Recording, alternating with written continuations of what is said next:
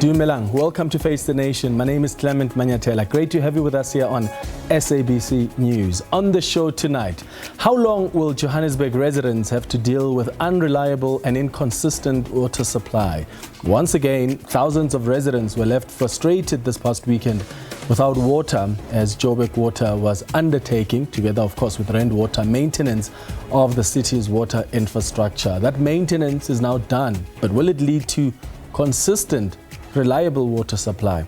Joburg Water's MD Ntshavheni Mukwevho will speak to us tonight. Also on the show, is the SACP serious about dumping the ANC in the next local and national elections to contest those polls?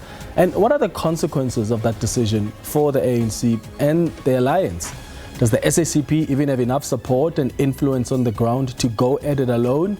The SACP's General Secretary, Mapaila, joins us tonight. And then later, is the Border Management Authority protecting our ports of entry from illegal immigrants and the movement of illicit goods? It's been a year now since its establishment, but what does it have to show a year later? And how prepared is the agency as millions of people come in and out of South Africa this festive season? The Border Management Authority Commissioner, Dr. Michael Masiapato, faces the nation tonight. But first, my comment.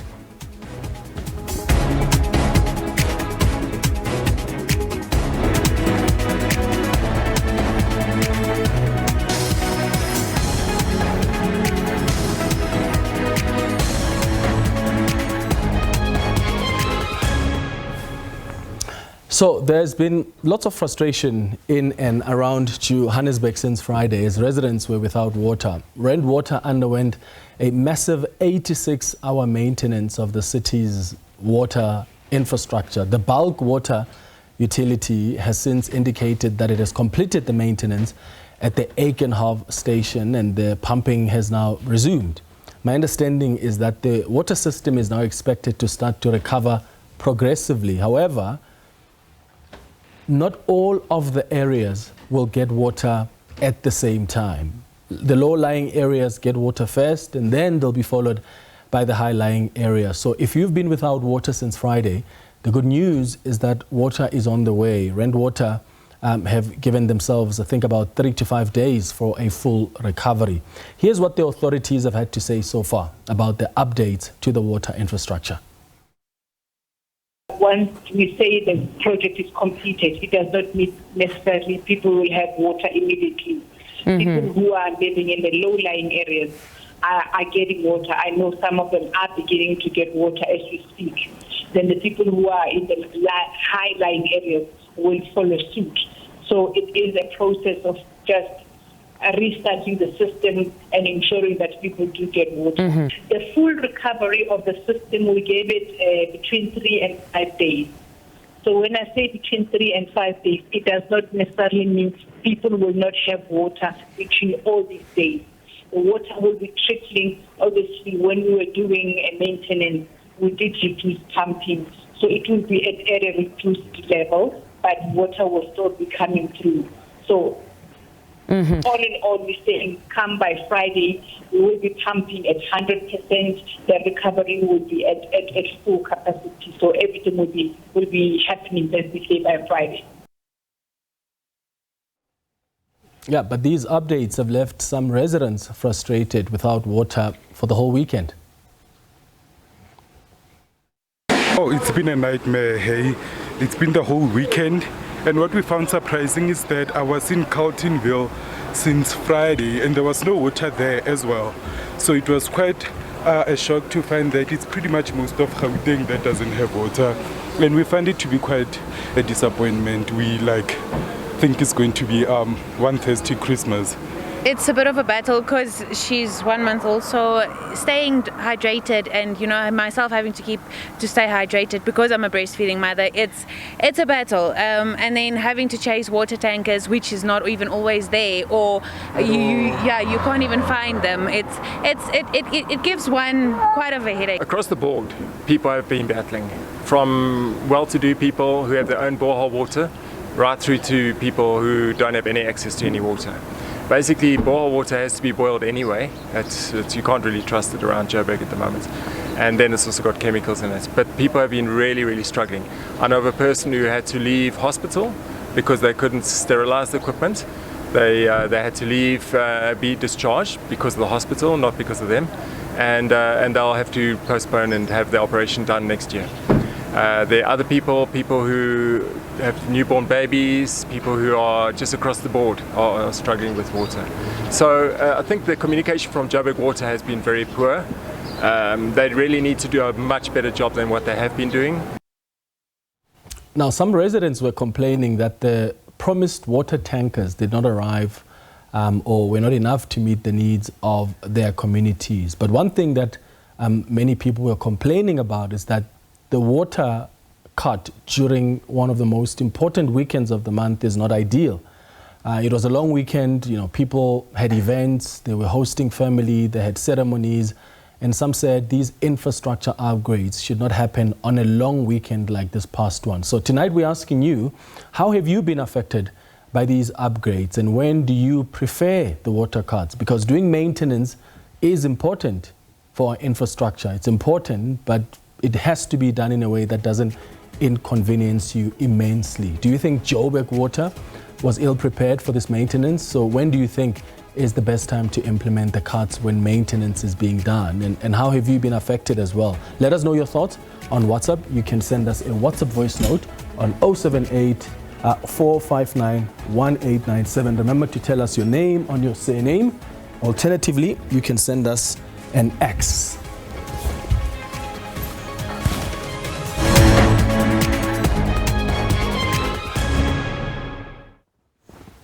Let's stay with that story. Ntshavheni Mukwevho is the managing director of Johannesburg Water, who joins us now in studio to discuss this maintenance work that caused these widespread water interruptions across large areas of Gauteng.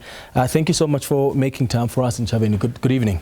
Good evening, Clement, and thank you very much for the opportunity, and good evening to your viewers as well. So the maintenance work, as important as it was this past weekend, has caused a lot of frustration among some residents in Johannesburg. I know that the maintenance is done, water is back in some areas, but not all of them that were affected. When can the full recovery be expected?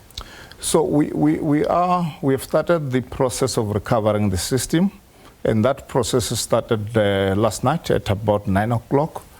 And of course, the bulk supply were pumping overnight. By 6 o'clock, we're able to reach the full load. So as things stand now, I'll say about 70% of the area that were affected, those systems are recovering and also supplying water to the customer. And of course, the 30%, we're still busy building up the storage, and our view is that by tomorrow morning, we'll have much more system supply. So all in all, we are looking at that by Friday, we should be able to be supplying across the city with all the system. Sorry, go ahead. However, I must indicate, Clement, that as much as by Friday, the system will be able to be supplying across, we still appeal to the resident that we really need to use water sparing so that we can be able to assist the system to get back to full capacity. Okay. Because supplying, it doesn't necessarily mean that the system is back to full capacity. Okay. Was this past weekend the best weekend to implement this maintenance? It's obviously the holiday season. Families have plans, they are hosting visitors, it's a long weekend. Could you not have picked any other weekend?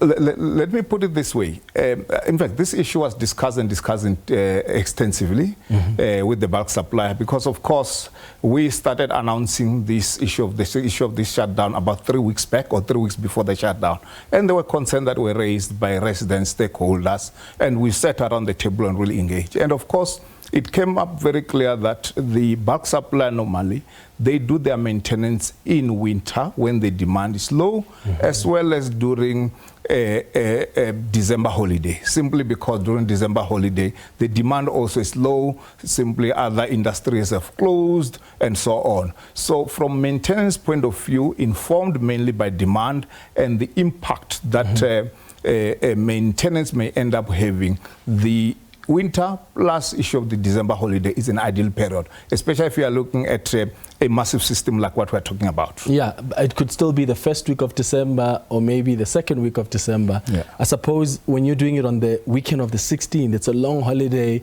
That's an important weekend. So if you do maintenance, you want to try and minimize the impact as much as you can. Yeah. That weekend, the impact is not going to be minimized. Yeah. Look, the issue is that when you do this, you also need to think about recovery.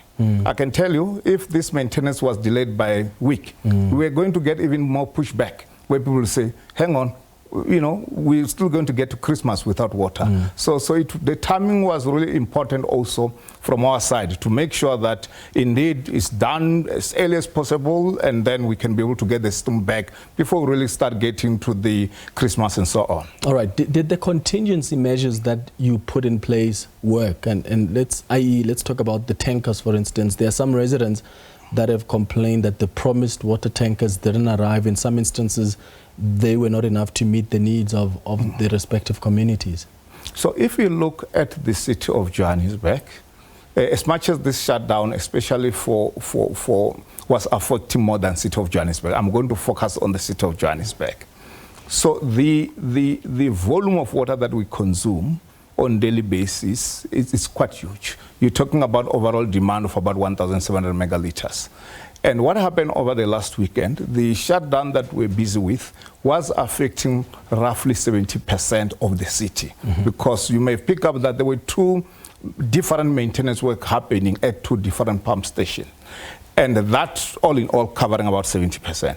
So that's why you'll see all our media advisory that we've sent out or customer notice that we've sent out. We were very clear to say, please, we are going to be doing this, and our contingency plan, as usual, is water tankers.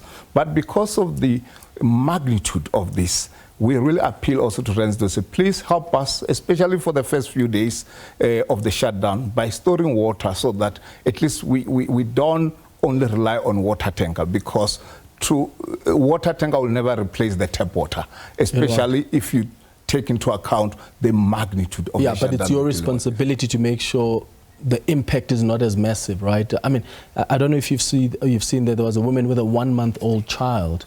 When there's maintenance that's done, is it not the responsibility of Joburg Water to at least make sure you reach as many homes as possible? Yes, it is. Hence, you'll see that in this shutdown, we had 111 water tankers that were working across the city. And that 111, of course, some of the issue why we ended up even appealing to the resident to store, because we need to consider also the logistics around moving water from where we get it to the point where it's required, considering that the 70% of the city doesn't have good water. So by that, when we're appealing to the resident, we're not necessarily shifting our responsibility. We're saying to residents, please come on board as well, because we know the logistics around running a water tanker operation of this magnitude. It's not simple, simply because of the distance that you have to travel. The system is operating at low pressure where you are getting water and so on. So it was a combination. It was an issue of water tanker that we had, plus also the issue that we have appealed to residents also to assist us by storing water. How many areas were you not able to reach as Joburg Water in terms of the water tankers? So these 111 that I'm talking about were really spread across the city. So each and every ward had some form of water tanker allocated to it.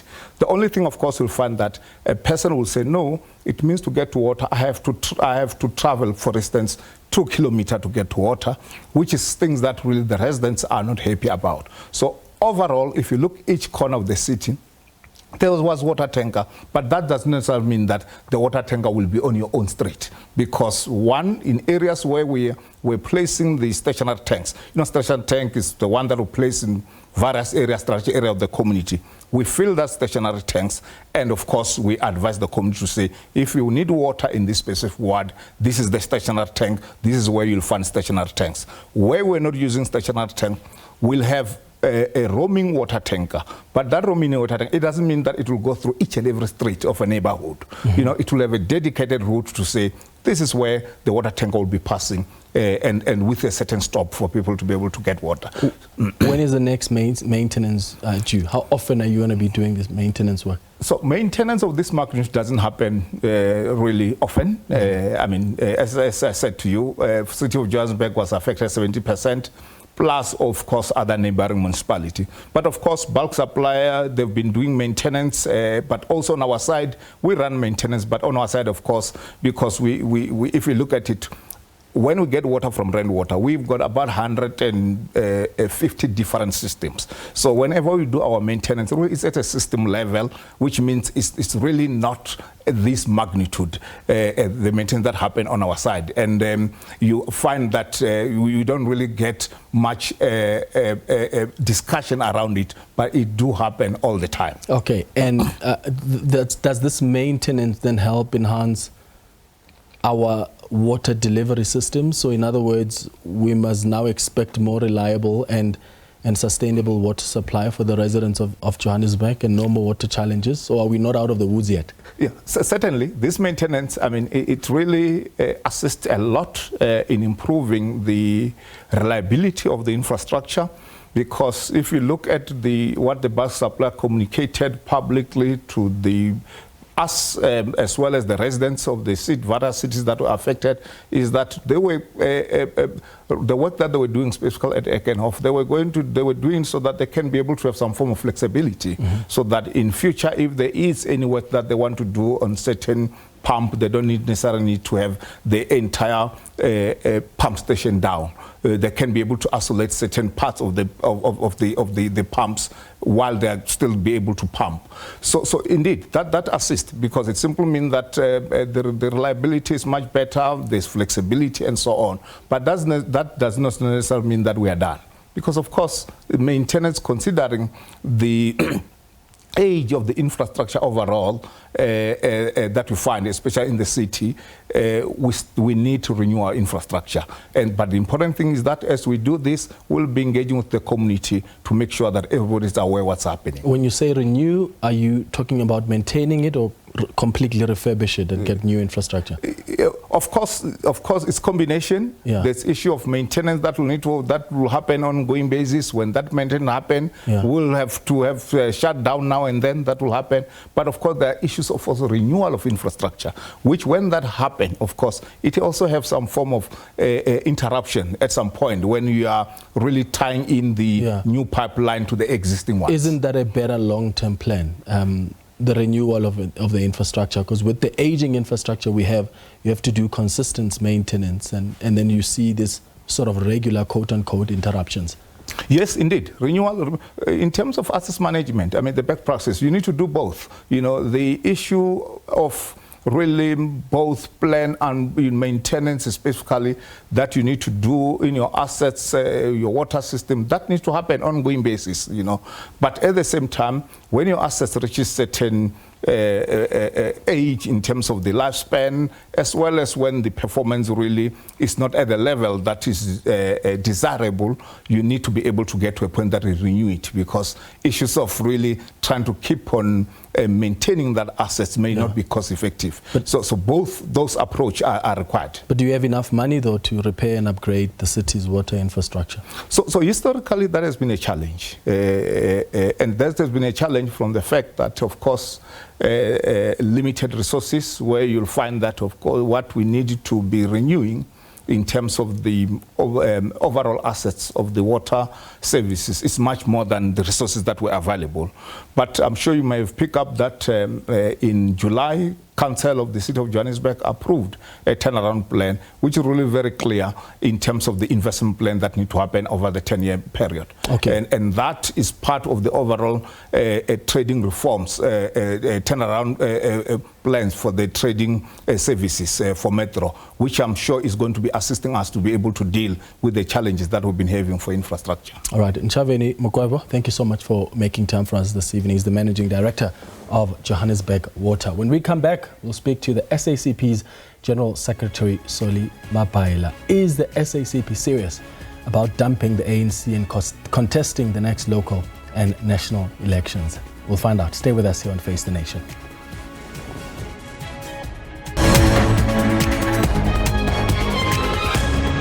Welcome back. The question we've been asking you tonight is, how have you been affected by these upgrades?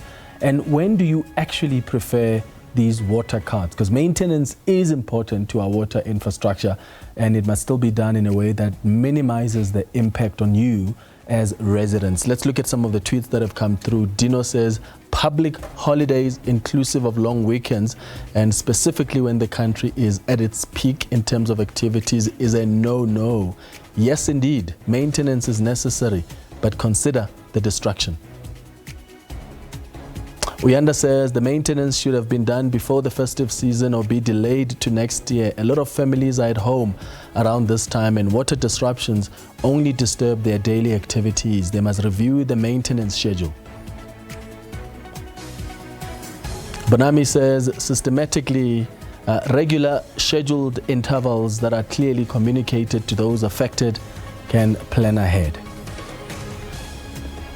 All right, let's look at this now. The South African Communist Party has announced that its decision to run independently in the 2026 local government elections is final. This decision comes despite the party's plans to hold another bilateral meeting with the African National Congress in January to discuss the matter. The SACP believes that participating in the elections will help reconfigure the alliance, a change that the SACP has advocated for over the past 2 decades. SACP General Secretary Soli Mapaila joins us now in studio. Soli, thank you so much for making time. Good evening. Good evening, Clement, and good evening to our viewers. Let's talk first with the reconfiguration of the alliance. It's been 2 decades. For as long as I've been attending SACP conferences, this is a matter that you've been discussing, and we're still not there, not anywhere close.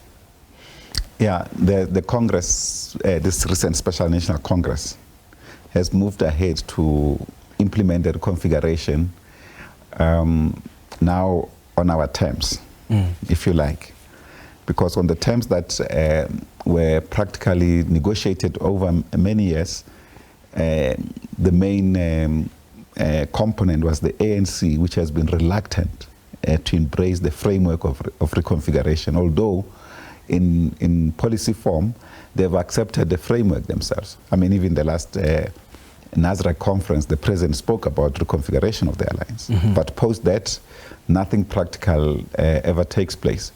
So it is in this regard that particularly now, given the direction that our country is taking, if you like, our revolution, which has slipped out of the control of the majority, where we have the erstwhile oppressive minority, which continues to oppress our people through the economy and through their international contacts with European and American imperialism, are now literally driving the agenda of change and transformation in this country, which they are trying to run an agenda that will keep the status quo existing, the inequality between black and white, between classes, as well as between genders, because capitalism has no capacity to resolve these problems. So to the extent that the revolutionary movement, which has got a broad touch of society, or broad feel and broad presence, was leading an alliance of this nature, when it faltered and not seeing the blind spots, and we're saying, here are the blind spots, we're going to lose power. By the way, in our 2022 conference, if you read our program, we're talking about the fact that we're not going to win these previous elections, if the certain things were not done. And they were not done, and we lost. So why not walk away? Why still contest elections independently, but you're still in bed with them? Because the thrust of what we stand for is almost the same, except that we will not be just happy with the general transformation of society. We want workers to own their wealth, because they're the producers of wealth. And of course, in the context of technological advances, but the human ownership. For instance, we just hear that Elon Musk has reached 400 billion worth as an individual, $400 billion US worth as an individual. So he doesn't produce all of that wealth, but the reason he's able to accumulate in that form, particularly under capitalism, is because of his intellectual ownership of the work that is done by others. But he has developed the intellectual leadership of that and so forth. So socialism is practically about workers, the producers of wealth, to own it. So that wealth that is owned by this single individual is now even more than our wealth as a country, the GDP of South Africa, should be shared amongst the people, amongst the producers of that particular wealth. So the other components of the program are almost similar. whether it's the transformation of ending gender inequalities, completely ending the system that produces gender inequality, the system of patriarchy, which is practically exuberant under capitalism. It's more dynamic under capitalism. But under the ANC government, capitalism has also taken strong hold. I mean, when you look at industries under the ANC government, has really the profits that have been generated being shared with workers? No, not profits shared with workers. I mean, we can count companies in under your two hands. Those that have actually began a profit-sharing system with the workers. They actually give the workforce maybe a percentage of about 10% or 5%, and when they share profits, they then take some money there and share with them. It has not reached that level. It's few. We need ownership of this wealth by the producers of wealth. That's the fundamental measure in socialism. And that's going to take a government that is intentional about that, introducing even legislation that forces these organizations to do that. No, most certainly. And the point I'm making is the ANC has failed to do that. So why do you still have hope that you can work with them? Because ANC may say they are not socialist, but to the extent that they are committed to transform the economy from white minority control to a broad economy, and our difference, our major difference, which the principle or the role of the reconfiguration of alliance sought to resolve, was the fact that white ownership of the economy continues under democracy. In other words, the occupation of South Africa by imperialists, because sometimes people do not understand, we come from slavery, from owned by other people who conquered our country. And since then, we only reversed them in 1994. And with that process, we put process of reconciliation forward, but we sought to take over the economy back into the hands of the people, or even of the state. Now the state itself is handing over its economy that it is holding on behalf of the people back to a white minority. What does that say then about the commitment the ANC has to transform this economy? That's part of the problem, that what we needed to do, which we have already placed opinions on the table, which were disregarded on the basis that the leadership of the ANC over the alliance in government has almost been given supreme powers. So that once because we participate in the election under the ban of the ANC, and once the ANC goes into government, whatever we say, if they ignore what we're saying, there's nothing we can do about it. Now, with this Congress last weekend, we have passed that period. So we will be able to say, this you cannot do on our behalf, because we will stand on our own. But on common areas that we agree, we will still be open to work together with the ANC. Common areas like what though? Because on the common areas like, for instance, the ANC has no objection to public ownership of the economy, for instance. You're right, they don't have objections to a lot of things you believe, but they don't implement them. We will bring those onto the table so that they can rebuild the capacity of the state. You can't have, for instance, there's even the level of sometimes, let me say, economic idiocy of some of the advisors of government. They even now are rushing towards even privatizing water production in South Africa. So we will reach a situation where every other thing that was provided for by the state has become a commodity. In other words, you cannot have it unless you have got money to buy it. Now, you can't have a state like that. But the state has failed. It doesn't have state capacity to deliver on those services. No, it's not true. It is a self-created, that thing.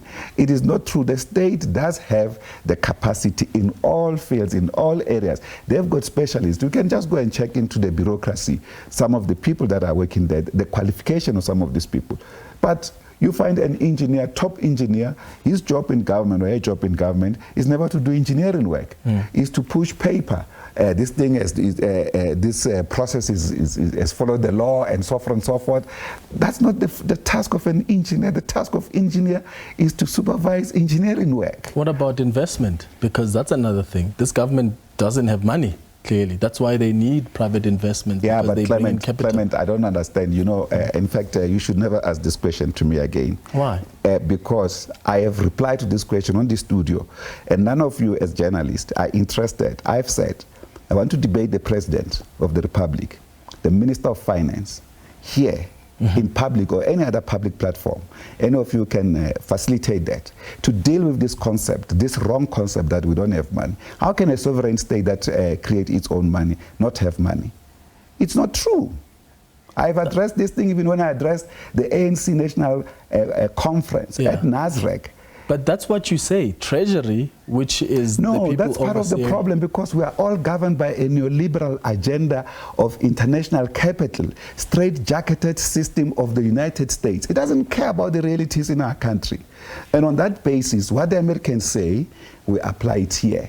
Now, we need a sovereign country that can apply measures on the basis of the situation in our own country. So if they have the money, why are they not spending it on all these necessary No, but things? you are wrong to come out in that form, because unless we have that debate, because we are coming from their perspective. The perspective is to clear to them that there's enough resources here to tackle any challenge that we have, to tackle poverty, to tackle unemployment, to build an effective economy across the country. But it has not been followed because of the rules of the IMF and the World Bank. Let me just give an example so that we would so that you can facilitate that debate if possible. Well, you know that's with the president. No. From here you can do it. Yeah, They don't. This government doesn't believe in having debates, and because there are many times when we try bring people of different opinions, it never works. But give me an example. I wanted to give an example of an institution here in South Africa. It's called the PIC. Yes, it's an institution led by government of workers' pension funds. And one of its key components is the government employees pension fund. These institutions have got trillions of rands. They've got more money than South African government. And they've invested it in other places. They've invested it not just in any other place, particularly in private sector. For instance, we are struggling. We don't have enough health facilities in our country and so forth. They can't give government money to build hospitals. We want them to give government money to build hospitals. Well, what's going to be a return on investment? I mean, if they're taking pensions money, that's where the problem is. That's the wrong ideology, because they're not going to lose their money anyway. Go and look at the similar things in the United States and here. So the point is, how can a government entity, on the basis of an idea that these government employees will all resign on a single day, therefore refuse to give money to government? Are you suggesting because the hospitals are going to serve the very same workers, yeah, by the that's way. true. The very same, their own families. That's true, but if you've got an agency whose responsibility is to manage pension change funds, the rules of that responsibility. Yeah, that's but the point that but as it stands now, you can't without. But I want you to help me understand. What do you mean you can't? You can. That's what. You need to change the rules first. Exactly. Help me understand the rationale of, if government has got a pension, that pension is being held by the PIC. The PIC goes and builds a hospital. They build malls even. So less hospitals. Yeah, because there's the hospital ROI that they build is private hospitals. Yeah, there's ROIs there, right? Yeah. If you're building a public thing, when is the return on investment? So when Clement is ready to retire, where do they get the money? No, you put that into the system. The current framework is such that it presupposes that all public servants will tomorrow render their resignation, and government must honor their resignation all instantly. I mean, that's absolute madness of planning. Even in capitalist entities, no one can plan up to that level. So, in other words, huge resources available, they can't tackle the problems of society, and yet government is not doing anything, even in the private sector. Go and check the institution called OSISA. It has more than almost over 15 trillion at some point. Here, an entity here, we are faced with massive challenges. They can't release this money into our country. Government can owe them, by the way. This government will not die tomorrow. For as long as there's South Africa, there are people here, the government will exist. Now, they don't even have long-term planning for development of their country. Yeah, but they talk about their money on servicing debt. No, because even this debt, it's self-created debt. But it's there. And it's yeah, got to but be we need to serviced. find a way to resolve that. Even the resolution of this debt is also been manipulated by the international bodies, for instance. This debt, you can study other African countries, for instance. Some of them have reached a point where they are characterized as the poorest countries, therefore they may not be liable to pay this debt. The international bodies have to come in and rescue them. The system is the same. The US, they borrow you R1. One of the conditions, or through the IMF and the World Bank, when they borrow you any of their money, one of the primary conditions is that you must devalue your currency. So in other words, if they borrow you R1 and it's worth R1.50 to their money, or you have to pay R1.50 at the rate that they borrowed you, but they say you devalue your money, your currency. Ultimately, your currency is worth R5 to theirs. But So I mean, most of the debt is dollar impossible to pay. denominated. No, it doesn't. What's make the dollar special? The dollar is not special. No. But that's the reality. No. If the US is going to give you money, it's coming in dollars. It's not going to come in Clement, rand. it's not the reality. It's imbecile leadership in government that can't stand up to the United States of America. The dollar is a paper money like any other money in the world. Well, you're not in a position to negotiate with the US. You're not. You're going there with a begging bowl. You're saying we are so poor, give us the money, and you think you want to tell them. Clement, that's the point. We need that. I need that debate. But currently we are. Facilitate that debate. if we're going to have a proper debate on economy, facilitate that debate. Okay. So that we can then tackle why this government should do right to the people. We'll work on it. Help me out as well. No, with your I will. comrades I'll there find in my the way. ANC, Yeah. because I think that this is an important conversation to have. So let's talk about your influence and support on the ground. How confident are you that you have enough support on the ground and influence to be able to really contest elections in 2026 and the national elections? No, we've existed as a party that was previously we contested elections, by the way. We have had party MPs. One of the MPs, Comrade Brian Banton, was an MP before the apartheid regime banned us as a communist party. When he came back, he became an MP now under the ANC after 1994. Because in 1994, the party leadership took a decision that in order to safeguard the liberation movement, to cross that line, in what we called the democratic breakthrough of 1994, we did not have to divide our cadres or our organization by having separate identities on the ballot. So it's a tactical matter. It's not a strategic, it's a tactical matter of strategic consequence. Yeah. It's not a strategic matter that is locked permanently. What happens to your members who have dual membership, SACP and ANC? No, we will deal with that. I also have a membership of the So African who are you National going to Congress. campaign for in the next election? No, I'm campaigning for the South African Communist Party. I campaigned for the ANC recently, and there was nothing wrong that why the Communist Party was not standing for the elections. There was a time when we took a decision to contest Metsemaulu municipality. I was still on both. I went there to campaign for the South African Communist Party. So there's no problem with the duality. The duality has to do with the core of our program.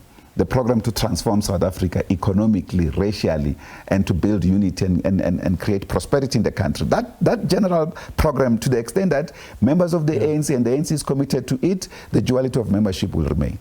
Do you have the support of COSATU?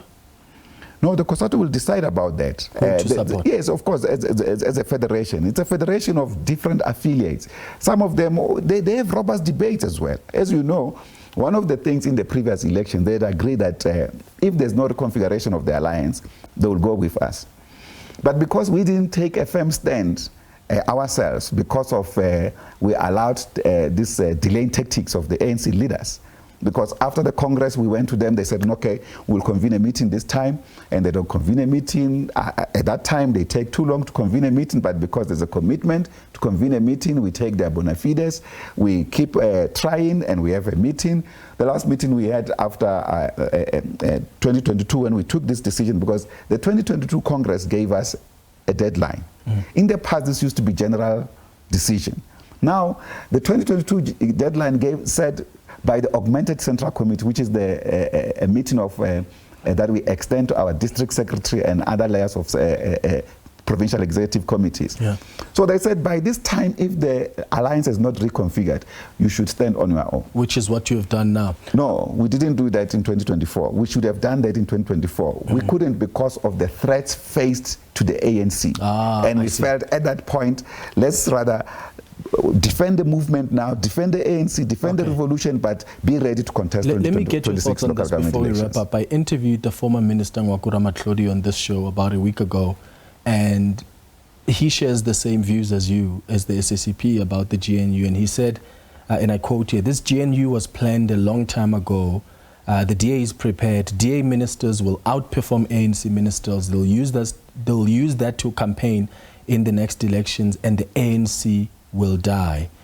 Do you agree with that assertion? He's very spot on, because sometimes people don't understand what the DA is. The DA is not just a political representation. It's an instrument of imperialism, effectively. That's what it is. Imperialism is modern states like Europe and the US, with massive capacity at every level, economically, politically, security-wise, diplomatically, and everything else, with huge resources that they've stolen from other countries all over the world. So when they speak with force. And when they've got an instrument to speak for them, like the DA, you get these things happening in our country, and even the media following them, because these are their instruments in many instances. Unfortunately, Clement, even this instrument of the South African Broadcasting Corporation has not been on the side of the people. In the name of trying to say we are facilitating debate, they have been controlled by algorithms of corporations owned by imperialist forces who decide what must happen in this country, in that particular country. Help me understand, how do you bring the SABC into this? It's a media house. Yeah, what are they doing? No, they follow the direction of imperialism. What do you mean by that? So let me as a political role player, for instance, I know of many questions that, for instance, should not arise or arise out of, not from here, but generated by imperialist forces. So I do the show. Yes. I've never been told what to ask or what to do. That's good, but ever. You are producers. When they never. I'm the executive producer. You are the executive producer. That's excellent. That's excellent. I've got producers that I work with. That's excellent. Not once has any of them said, hey. Yeah, but that's excellent. You know what they did with the Gdansk meeting to plan for South Africa? They worked with the ITC company, the technology company, to change algorithms. So, in other words, if during the elections, if you went to search for an ANC on anything on the ANC, the first story about the ANC is about corruption. If you search about the ANC, is the story of the ANC about corruption, then followed by the story of the DA. So the algorithms have already been interfered with.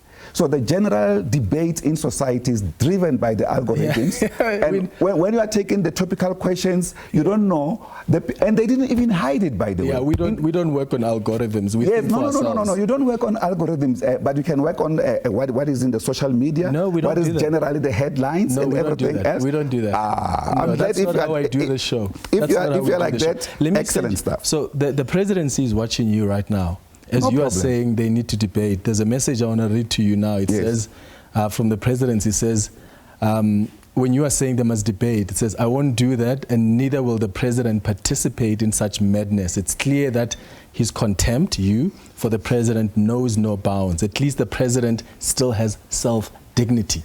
That's a very strong statement towards you. No. That fellow has no clue about economics. Okay. They're defending the status quo.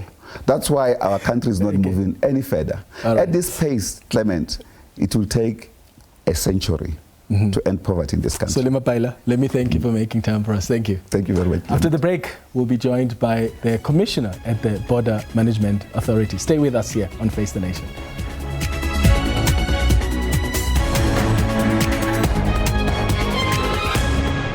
Welcome back. Now, yesterday, passengers at Tambo International Airport experienced yet another disruption.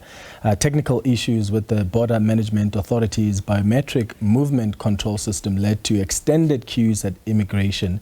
Airports company South Africa confirmed that the BMCS, essential for passport control, has been unresponsive, leading to longer than usual waiting times. The Border Management Authority Commissioner, Dr. Michael Masiapato, joins me now in studio. Dr. Masiapato, thank you so much for making time for us. Good evening. Good evening. Thank you very much for the invite. So let's start with what's happening at Tambo International Airport. What's the update there? Because there were these technical issues that caused extended queues at immigration yesterday. Has the matter now been resolved? Yeah, no, indeed. I think this is some of the issues that unfortunately in this kind of period, you know, when you had high volumes, as it were, sometimes they do happen, as it were. So yesterday, as it was a holiday, we really had a serious number of people that were literally coming into the country, but also high numbers of people going out. And on that basis, we had a bit of a system glitch on our biometric movement control system, but immediately we dispatched our team on the ground, you know, the ICT team, and they literally got to the ground and they dealt with the situation. So since then, overnight, we're able to process everybody. This morning and up to this point, everything is back to normal. Yeah. Is it a case of you not having prepared sufficiently for the high volumes of people? No, not really, Clement. We are fairly prepared. You will remember when we issued our plan, we did indicate that we are indeed expecting this high numbers of people. But unfortunately, you know, with ICT related things, sometimes those kind of glitches do happen. But the biggest issue, which is very fundamental, is our response time. We were definitely able to respond as immediately as possible. We're able to issue the statement to indicate that everything is being attended to, and since this morning everything has fairly been going according to plan. Okay, so let's look at the Libombo border and of course the Beitbridge border. There are millions of people that are going to be coming in and out, and not only from these two ports of entry but many others as well.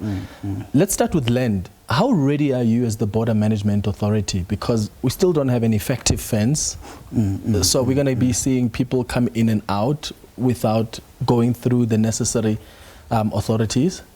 Yeah, firstly, in terms of the land borders, as it were, Clement, we are also very much ready to be able to deal with the issues. So currently we are handling the first leg of the execution of our plan, which is fairly dealing with the exit, as it were, and that is going to run until the 31st of December. So during the exit phase, the biggest challenge we deal with is the issue of the congestion on the corridor in particular, and that is why we had firmed up our relationship with the Road Traffic Management Corporation, together with the Cross-Border Road Transport Agency, together with the SAPS and members of the traffic officers on the ground, in terms of helping us to manage the corridor, as it were. So on that basis, we are fairly ready. In terms of the second leg, that is the one we are going to implement from the 1st of January until the 15th, and that is purely in terms of the return. And that is exactly where we are going to start dealing with issues of people trying to enter the country illegally. But of course, we are very much ready, and even our partners, in this instance, the members of the SANDF, are fairly ready to be able to help us to deal with the situation. And that is why this time we're also going to deploy the drones that I think you have seen the Minister of Home Affairs, Dr. Schreiber, actually unveiling, as it were. And those are the drones we are going to be deploying on the vulnerable segments on the corridor and be able to respond in instances where people are trying to enter the country illegally. Okay, what about your own officials, though, who help the people who enter the country and leave illegally? Because they often take bribes at the ports of entry. Yeah, you see, that has been one of the biggest problems, Clement, in terms of corruption, as it were. But as the Border Management Authority, we have started to intensify our efforts on the ground to deal with issues of corruption. And that is why, for instance, even when we issued our statement, we did indicate that we have around 58 people, as we speak, that are actually under the processes of disciplinary. And most of those are immigration officers, on the basis of literally cleaning out the environment in dealing with the issues of corruption. But in terms of the longer term, Clement, we are also looking at bringing in a lot of technology. Part of that technology will include your body cams. Those are going to be able to help us to monitor the interaction of our officials with the travelers, so that in instances where they are to be compromised, we will be able to see that and be able to deal with it. Yeah, some of the political parties, like the EFF, have raised concerns about the amount of illegal immigrants we have in the country who, by the time it's December, they hand themselves over. In fact, they allow themselves to be arrested just so that they can be taken to Lindela and they're deported. But that's them going home for the holidays, only for them to, again, make entry illegally into the country. Is that a system that you have observed that people use, where at this time of the year, suddenly there's a large number of people that have to be deported, and they use that as a strategy to be transported home through our resources only to come back illegally? Yeah, you see, I can say, Clement, that has been the trend, historically, primarily because there hasn't been, focus in as far as this particular work is concerned. But of course, in terms of the work that we have started to do as the Border Management Authority, especially in terms of coordinating our effort with the rest of the other stakeholders, including members of the South African National Defence Force around the vulnerable segments on the borderline, that particular, I would say, opportunity that people would actually take, this time around, unfortunately, they would have done that at their own peril, because indeed, they will not be able to just walk into the country. That is why we are talking about the deployment of the drones. Those drones are going to be actually showing us across the critical vulnerable segments on the borderline to be able to show people trying to enter the country illegally. And once that is actually detected, our response team are going to be very much active to be able to get those people arrested and make sure that they're actually Do you deported. have enough staff for people to be responding to incidents like that? No, definitely, because remember, when you are responding is better than when you are just deploying without necessarily anything that assists you. So in this instance, the technology is there to be able to assist us to be able to do this kind of response activities, as it were. So in terms of the response itself, we are very much, I would say, having enough staff to be able to do that. But when are we going to have a fence? Because we can't also be a country that still doesn't have a proper fence that's on the borderline. Yeah, Clement, I think the issue of the border fence, for instance, one of the things that I can indicate is that if you look at the border fence with Zimbabwe as an example, that particular border fence had issues, and there has been some investigations that were conducted by the South African the Special Investigative Authority, as it were, in terms of the SIU, to be able to deal with that, because it was done by the Department of Public Works and Infrastructure. So as we speak, that one is actually under consideration. But the issue of fencing the rest of the border, the border areas of the country, that is more of something that will require serious investment and is going to be very much expensive. So as soon as that has been dealt with, I will say that we should be able to get that done. But from the Border Management Authority point of view, we are not necessarily able to indicate when are we supposed to be having that, because that is something that is also, I would say, touching a bit into the policy space and a bit of the political space, but also requires serious investment. Okay, at the Libombo border post, there were some protests there that, because of the instability in Mozambique, and that has led at some point to the closure of this border post. How is the situation right now, especially at this critical time of the year? Yeah, you see, Clement, I was talking even to the port commander just even now, before we came through, as I keep on touching base with the various port commanders across our critical ports, and they did confirm that even up to this point, everything is going very much smoothly. The processing of people, everything is under control. The processing of cargo, everything is under control, and we've also been able to clear the volume that we had on the N4 corridor, which was very much problematic. So everything is going well. However, I think you will be aware that the leader of the opposition on the Mozambican side was able to speak yesterday with the protesters, and part of what they're saying is that they're waiting for the 23rd, where they're going to hear the outcome of the Constitutional Council, as they call it, to be able to indicate what is the ultimate decision in as far as this aspect is concerned. So from our side, we are literally observing the environment. We keep on engaging with our colleagues from Mozambique to be able to deal with the situation. And that is why tomorrow, as you will fairly be aware, our Minister of International Relations, Minister Lamola, will be on the ground engaging with his counterpart that side.